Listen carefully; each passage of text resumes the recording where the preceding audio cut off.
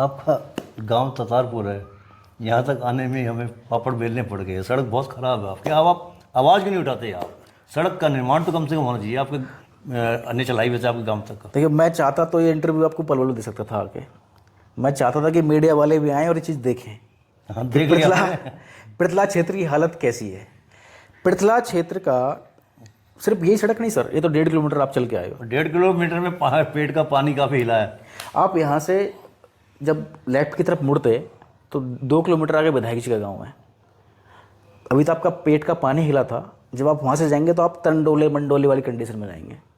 ऐसी हालत है। 2 किलोमीटर तो विधायक जी का गाँव है। खैर, पिछले 8 सालों से हरियाणा के अंदर भाजपा की सरकार है, और जब से भाजपा की सरकार बनी है पृथला क्षेत्र के अंदर एक भी सड़क का निर्माण नहीं हुआ है, एक सिंगल सड़क का।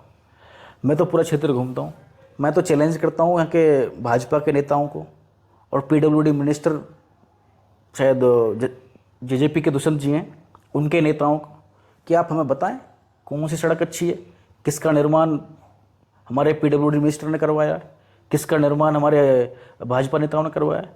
आए बताएं तो सही। और सिर्फ समस्या सड़क नहीं है, समस्या इन सब के ऊपर एक टोल भी रख दी है हमारे ऊपर। मुझे याद है 2014 के चुनाव में कृष्णपाल जी ने कहा था कि जजिया कर हटा देंगे। पहले ये टोल अपना मित्रौल में था, तो जजिया कर के नाम पर जो वसूली हो रही है हटा देंगे। आज पलवल डिस्ट्रिक्ट की मैं बात करूं या फरीदाबाद डिस्ट्रिक्ट की बात करूं, तो आप यहाँ से कहीं भी निकलिए, आप इधर कोसी की तरफ निकलिए, आगे कोसी से पहले टोल है, दिल्ली की तरफ निकलिए, फरीदाबाद टोल है, बीच में गदपुरी टोल है, गुड़गांव जाइए, गुड़गांव जीपीएफ पे टोल है, पीछे रास्ते से निकलेंगे तो उधर अपना कौन सा निबोट गांव के पास टोल है। एक रास्ता ऐसा नहीं है फरीदाबाद से बाहर जाने का जो बिना टोल के हो। हर रास्ते पर टोल लगे हुए हैं, और टोल भी छोटा मोटा नहीं है, बड़े बड़े टोल हैं।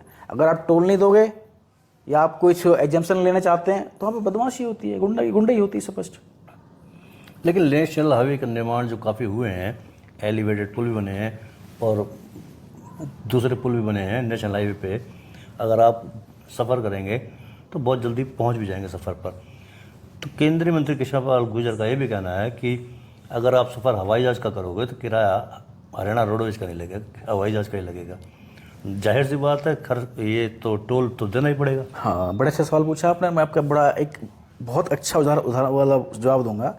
अभी कुछ दिन पहले मैंने सियाज खरीदी थी गाड़ी, उसकी बेसिक कीमत 6 लाख रुपए है, 3 लाख का उस पर टैक्स है। मैन्युफैक्चरिंग कॉस्ट 6 लाख है, 3 लाख का टैक्स है। उसके बाद जब मैंने उसे लिया तो मैंने रोड टैक्स भरा, 80,000 का रोड टैक्स भरा, इंश्योरेंस कटाया, उस पर टैक्स दिया। इसके बाद तेल डलवाता हूँ तो 53 रुपये लीटर का पेट्रोल का टैक्स देता हूँ, सर्विस कराने जाता हूँ तो फिर टैक्स देता हूँ। अब बताइए वो टैक्स का पैसा कहाँ जा रहा है? एक गाड़ी एक ही है ना, चलाने वाला मैं एक ही हूँ ना।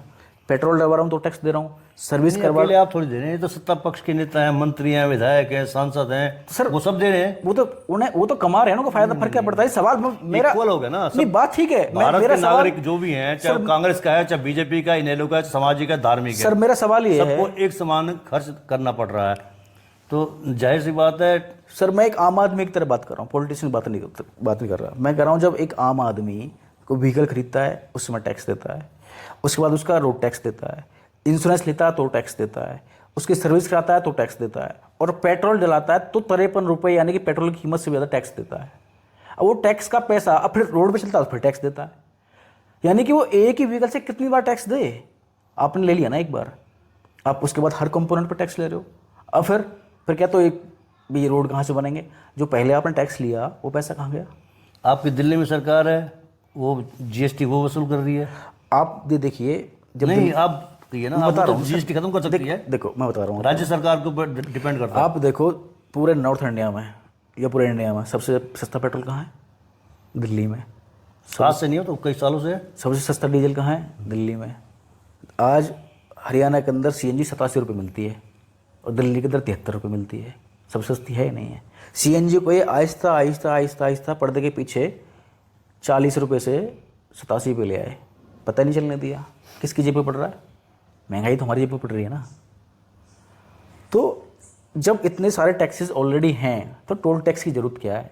मैंने सुना है कि ट्रक यूनियन ने कई बार बोला है कि 50,000 करोड़ रुपए हम एक मुश्त देते हैं, ले लो, लेकिन नहीं लेते। कहते टोल टैक्स सारे हटा दो, हम दे देंगे, नहीं लेते। सर पंजाब की भगवंत मान सरकार ने 12 टोल टैक्स हटाए हैं पंजाब से। जब पंजाब में रेवेन्यू कहीं और से आता है क्या? रेवेन्यू ऑफ सोर्स पूरे देश का एक ही तो है, टैक्स कलेक्शन। एक कहावत सुनिए, कहीं पे निगाहें कहीं पे निशाना। पंजाब सरकार में जो रियायतें दी जा रही है ना, या दिल्ली सरकार में जो रियायतें दी जा रही हैं, उसका सीधा सीधा फोकस ये होता कि राजस्थान जीतना है, हरियाणा जीतना है, छत्तीसगढ़ जीतना है, गुजरात भी जीतना है। मतलब आपकी निगाह तो राज्यों पर पड़ी हुई है इस समय। नहीं सर, ये देखो फोकस कुर्सी का है। नहीं, बिल्कुल नहीं, ये इस बात से मैं पूरी तरह असहमत हूँ। हमारा फोकस है कि जब टैक्स का पैसा जनता का है तो वो पैसा नेताओं की जो आलीशान ज़िंदगी है उस पर ना खर्च करके, 8,000 करोड़ का जहाज़ ना लेकर के, 10 लाख का सूट ना लेकर के, अपने बड़े मित्रों को कर्जे माफ़ ना करके जनता को दिया जाए। हम लोगों को 200 यूनिट 300 यूनिट बिजली फ्री दे रहे हैं, जनता के पैसे से दे रहे हैं। हम महिलाओं को 1,000 रुपये प्रति महीने पंजाब में दे रहे हैं, जनता के पैसे से दे रहे हैं। हम लोगों को फ्री शिक्षा दे रहे हैं, जनता के पैसे से दे रहे हैं। हम लोगों को फ्री इलाज दे रहे हैं, जनता के पैसे से दे रहे हैं। अरविंद केजरीवाल जी का, भगवंत मान जी का अपना पैसा नहीं है, जनता का पैसा है, लेकिन उसका डिस्ट्रीब्यूशन अच्छा है। क्यों? क्योंकि हम लोग, हमारी पार्टी ईमानदारी से काम करती है। जो रिश्वतखोरी, कमीशन खोरी चलती थी वो बंद हो गई है। आपने सुना होगा दिल्ली में एक फ्लाईओवर की जो एस्टिमेटेड कॉस्ट थी वो 400 करोड़ थी। उसी फ्लाईओवर को सत्येंद्र जी ने 250 करोड़ बना के फिनिश कर दिया, अच्छी क्वालिटी का। 150 करोड़ रुपए बचे। उस 150 करोड़ से दिल्ली की महिलाओं का डीटी से किराया मुक्त हो गया। तो ऐसे पैसे बचाते हैं सर। हमारा अभी पंजाब की बात कर रहे थे। मैं कल सुन रहा था टीवी डिबेट पे ही, पंजाब का अकेले टैक्स रेवेन्यू जून का पूरे देश से ज़्यादा है। जटिल प्रक्रिया बहुत है जी टैक्स की। इस पर हम चर्चा भी करेंगे तो उस पर कोई अर्थ नहीं रह जाएगा, क्योंकि उसको फॉलो कौन करेगा, उसको मानेगा कौन। बीजेपी की सरकार है या कांग्रेस की सरकार, जहाँ जहाँ है, या आपकी आम आदमी पार्टी की 2 जगह सरकार है, जहाँ जैसा मिलता है जनता को आप रियायतें भी करते हैं, सुविधाएं भी देते हैं। बहरहाल मुद्दे की बात ये भी करते हैं कि आपका चुनाव लड़ने का क्या वो है, मेरा चुनाव लड़ने का व्यक्तिगत, देखिए बिल्कुल व्यक्ति का चुनाव लड़ना चाहते हैं आप। मैं आम आदमी पार्टी का बहुत छोटा सा कार्य करता हूँ। मैंने पहले बताया था कि मेरा परिवार नौकरी पेशे वाला परिवार है। हम नौकरी धंधे का काम करते हैं, कोई राजनीतिक बैकग्राउंड नहीं है। सिंपल से दादाजी किसान थे, पिताजी क्लर्क रिटायर हुए हैं सरकारी महकमे से, मेरा भाई, चारों भाई हम नौकरी करते हैं। तो ऐसा कोई ये नहीं है कि चुनाव लड़ना है। मैं तो आम आदमी पार्टी का छोटा सा कार्य करता हूँ। दूसरा, आम आदमी पार्टी चुनाव को लेकर मजबूत तरीके से तैयारी में है। चुनाव लड़ेंगे, मजबूती से चुनाव लड़ेंगे, और भाजपा और जजपा को यमुना पार भेजने का काम भी करेंगे, इस बात की गारंटी है। कौशल ततारपुर कौन से क्षेत्र से चुनाव लड़ना चाहेंगे, पलवल से, पिथला से, या कहीं और से? कौशल ततारपुर कोई इंपॉर्टेंट चीज़ ही नहीं है। नहीं, आप जिलाध्यक्ष रहे हो, मन तो आपका भी करता होगा, क्योंकि पंजाब में ऐसे ऐसे व्यक्ति विधायक बन गए हैं। कोई मोबाइल का मैकेनिक भी था तो वो भी विधायक हैं आज। बहुत आपने सोशल मीडिया में देखा था। मैं कहता हूँ ये आम आदमी पार्टी है। आम आदमी पार्टी में वो आदमी विधायक बन सकता है जो ईमानदार हो, जो पार्टी के प्रति निष्ठावान हो, लोगों के प्रति निष्ठावान हो, और समाज की सेवा करना चाहता हो। कई सारे साथी दिल्ली में आज ऐसे हैं जो मंत्री हैं, हमारे मित्र हैं, हमारे साथ कंधे से कंधे मिलाकर काम किया है। कई सारे साथी विधायक हैं। पंजाब का जिक्र आपने किया, जिसने चरणजीत सिंह चन्नी को उस लड़के ने हराया था, बहुत आम परिवार का लड़का है। तो ये लड़के महत्वपूर्ण नहीं है, महत्वपूर्ण है मुद्दा। हम किस मुद्दे को लेकर, किस एजेंडे को लेकर लोगों के बीच में जाते हैं। हमारा एक ही एजेंडा है, हम लोगों को अच्छी और मुफ्त शिक्षा देना चाहते हैं। हम लोगों को अच्छा और सुविधाजनक और बहुत बेहतरीन मुफ्त इलाज देना चाहते हैं। हम लोग अपने देश की, अपने प्रदेश की बहन बेटियों की रक्षा करना चाहते हैं। हम उनका मान सम्मान करना चाहते हैं। हम चाहते हैं कि हमारे जो इलाके हैं, ग्रामीण इलाके हैं, उनको अच्छी बिजली मिले, हमारे किसानों को MSP मिले, हमारे जवानों को शहीद होने के पश्चात सम्मान जो मिलना चाहिए, जिसके वो हकदार हैं, वो मिले। आज किसान की हम बात कर रहे हैं तो किसान को, बुटानी जी, मैं अभी आज JJP का वो पढ़ रहा था, घोषणा पत्र पढ़ रहा था, ऐसे ही कुछ काम करते मुझे याद आ गया। उन्होंने कहा था 75% आरक्षण होगा प्राइवेट नौकरियों में। मुझे तो 1% भी नहीं दिखा। उन्होंने कहा था गांव से दारू के ठेके भगा देंगे। मैं जितना भी क्षेत्र घुमा हूँ हरियाणा का या अपने पृथला क्षेत्र का, कहीं भी एक गांव के इर्द गिर्द ठेके देखे हैं मैंने, चारों तरफ। अगर एक गांव को कनेक्ट करने के 4 रास्ते हैं तो चारों तरफ ठेके हैं।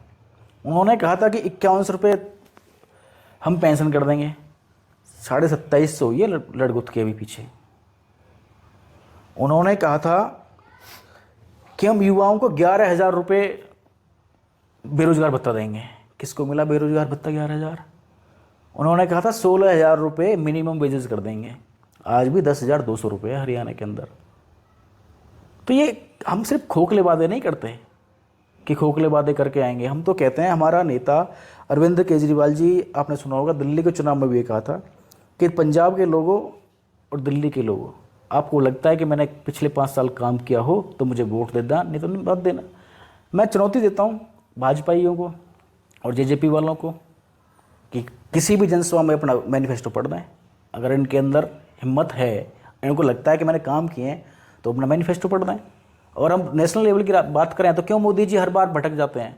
क्यों नहीं अपने 2014 को मैनिफेस्टो पढ़ते? क्यों नहीं कहते देखो मैंने ये काम कहा था और ये कर दिए, और इतने करने बाकी हैं, 1 साल का समय बाकी कर दूंगा?